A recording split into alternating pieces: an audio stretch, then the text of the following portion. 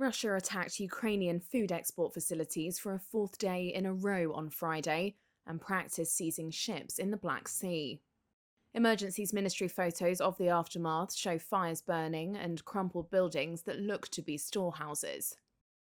The strikes follow a vow by Kiev to defy Russia's naval blockade on its grain export ports, after Moscow's withdrawal from a UN-brokered Safe Sea Corridor agreement earlier in the week. Western leaders believe this escalation is part of an attempt by Russia to evade and loosen sanctions over its invasion of Ukraine by threatening a global food crisis. Moscow claims the attacks are revenge for a Ukrainian strike on a Russian-built bridge to Crimea, the peninsula illegally annexed by Moscow in 2014. Meanwhile, Russia's Defense Ministry's Black Sea Fleet practiced firing rockets at, quote, floating targets and apprehending ships. As part of a two-vessel strike unit in the Black Sea, we performed drills of a missile strike against a simulated enemy. The combat drill deployed a cruise missile. The strike was successful. The simulated enemy was destroyed. Стрельба произошла успешно, условный противник был уничтожен.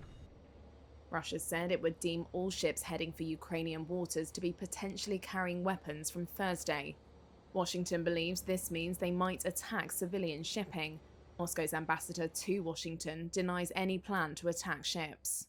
The attacks and perceived threat to shipping drove up prices of benchmark Chicago wheat futures towards their biggest weekly gains since the invasion, and traders are also worried about supply.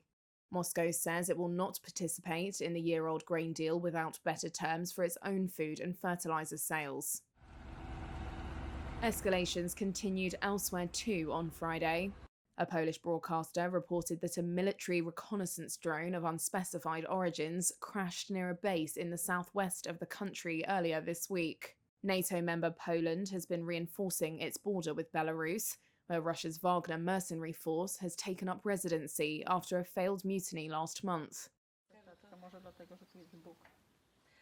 Those living in villages near Poland's border with Belarus said they were fearful, having heard military exercises the day before. Belarus's defense ministry said mercenaries from Russia's Wagner group had begun training Belarusian special forces just a few miles from the border.